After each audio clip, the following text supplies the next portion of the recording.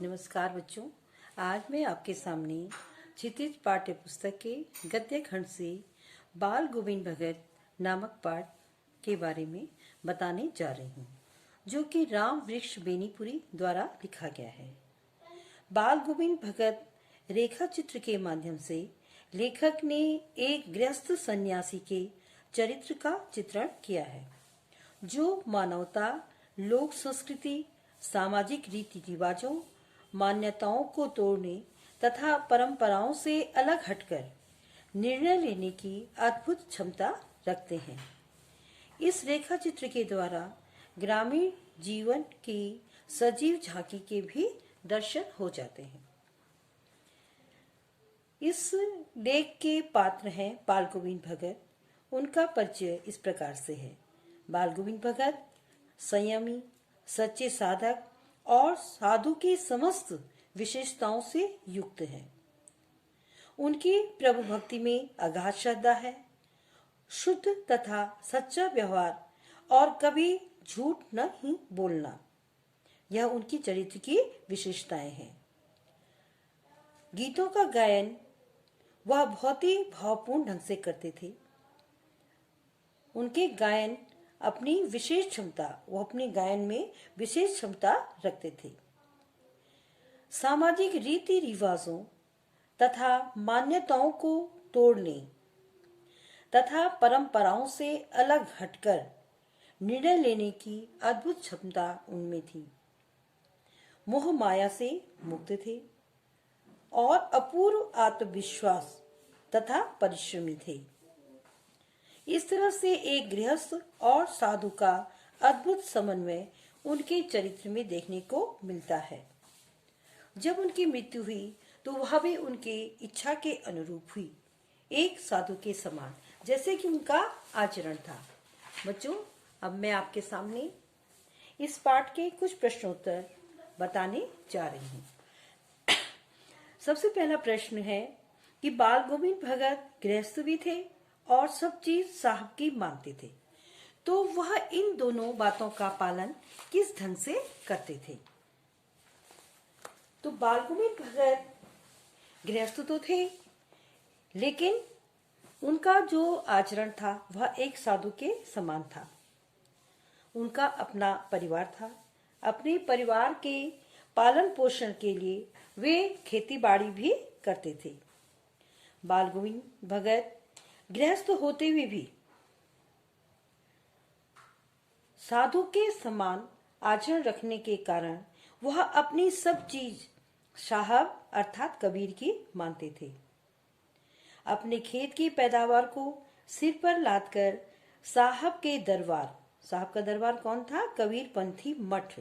वहां वे सारा अपने सिर में रख करके सारी पैदावार को वहां ले जाते और वहां से जो भेंट स्वरूप मिलता उसी से अपने घर परिवार का पालन पोषण करते थे।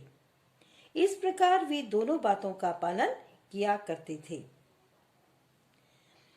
प्रश्न नंबर 2 है, बाल गोविंद भगत का अपनी पैदावार को कबीर पंथी मठ पर जाकर चढ़ा देना क्या प्रकट करता है?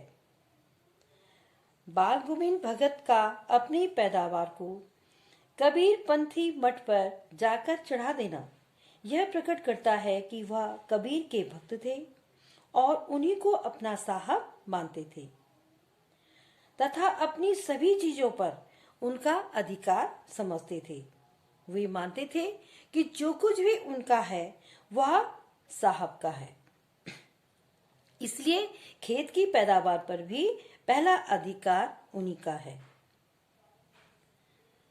बाल गोविंद भगत के गीत संगीत को किस नाम से पुकारा जा सकता है? बाल गोविंद भगत का जो गीत संगीत था वह केवल मनोरंजन के लिए या शांति पाने के लिए किया गया उपाय नहीं था। उनके लिए यह आत्मा को परमात्मा से मिलाने का एक महत्वपूर्ण साधन था। इसीलिए जब वह मस्त होकर गाते थे तो संगीत के स्वर मानो उनकी आत्मा की गहराइयों से उठते थे और वे सुनने वालों को अभिभूत कर देते थे। इसलिए उनके गीत संगीत को भक्ति भावना के रस में डूबा हुआ संगीत कहा जा सकता है। आगे प्रश्न है कि कार्तिक मास से फाल्गुन मास तक बाल गोविंद भगत की दिनचर्या क्या होती थी। कार्तिक मास लगते ही बाल गोविंद भगत की प्रभावी जो उनका सुबह की जो दिनचर्या थी वह क्या था, प्रभाती से आरंभ हो जाती थी उनकी दिनचर्या।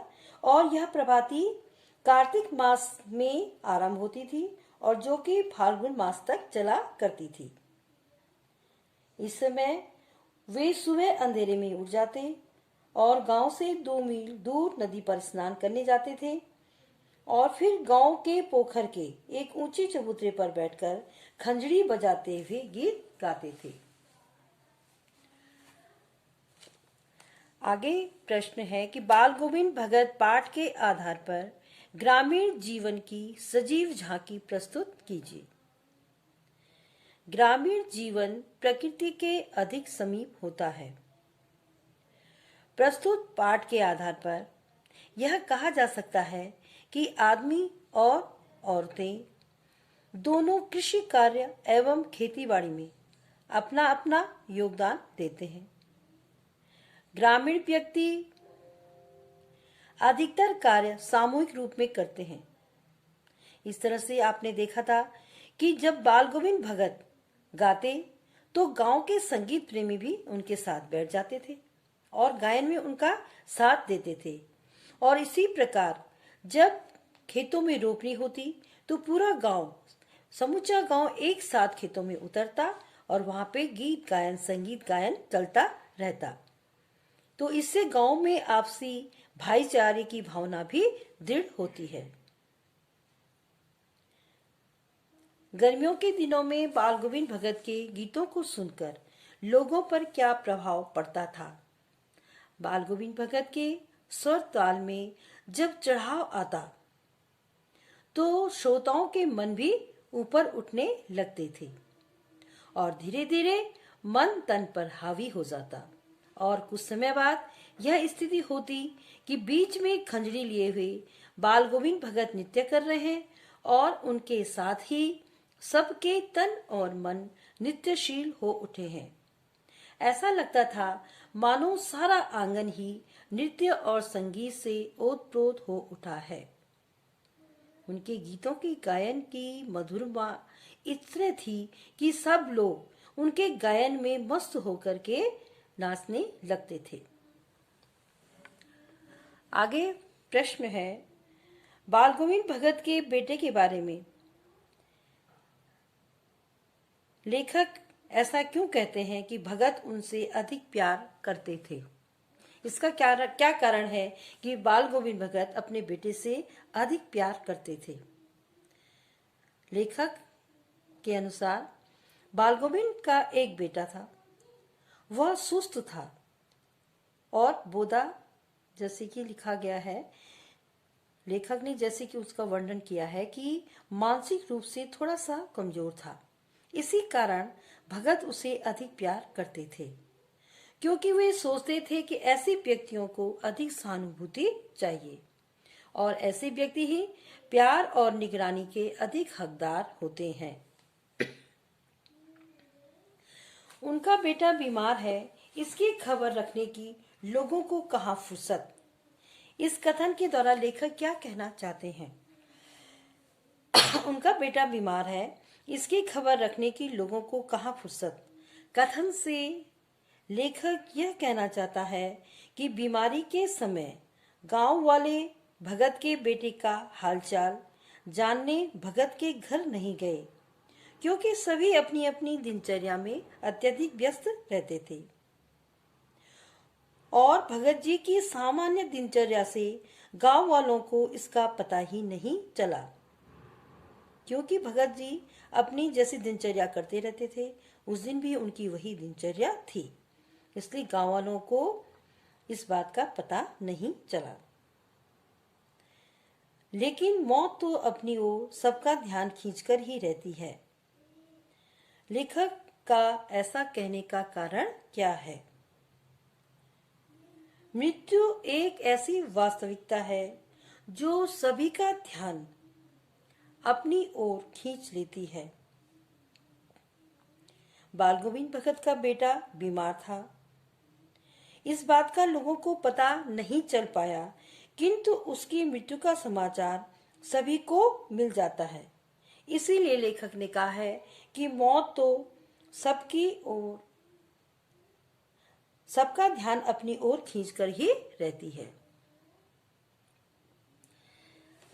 जब बाल गोविंद भगत के बेटे की मृत्यु का समाचार मिला और लेखक उनके घर पहुंचे, तो उन्होंने बाल गोविंद भगत को क्या करते हुए देखा। लेखक ने भगत के घर पहुंचने पर देखा कि उन्होंने अपने पुत्र के शव को आंगन में एक चटाई पर लिटाकर एक सफेद कपड़े से ढक रखा है और कुछ फूल और तुलसी दल शव पर बिखरा दिए हैं। उसके सिरहाने एक चिराग जलाकर वे तल्लीनता पूर्वक गीत गाए जा रहे हैं और गाते गाते कभी कभी वह पतोहू के करीब चले जाते और उसे रोने के बदले उत्सव मनाने को कहते, क्योंकि उनकी दृष्टि में क्या था, मृत्यु के बाद आत्मा अपने परमात्मा यानी कि विरहणी आत्मा अपने परमात्मा से जाकर मिल गई है, इसलिए उसके लिए शोक नहीं उत्सव मनाना चाहिए। आगे प्रश्न, बाल गोविंद भगत अपने इकलौते पुत्र को बहुत मानते थे, फिर भी उसकी मृत्यु हो जाने पर उन्होंने दुख व्यक्त क्यों नहीं किया? बाल गोविंद भगत ने अपने इकलौते पुत्र से अत्यधिक प्यार करते थे और उन्होंने एक सुशील लड़की से उसका विवाह भी किया, लेकिन जब बीमारी के कारण उसकी मृत्यु हो गई तो उन्हें इसका दुख तो बहुत हुआ, परंतु उन्हें इसे दिल से नहीं लगाया और उसे ईश्वर की इच्छा मानकर स्वीकार कर लिया। उनके अनुसार आत्मा परमात्मा से जा मिली है, इसलिए दुख नहीं उत्सव मनाना चाहिए। इसी विचारधारा के कारण उन्होंने अपना दुख व्यक्त नहीं किया।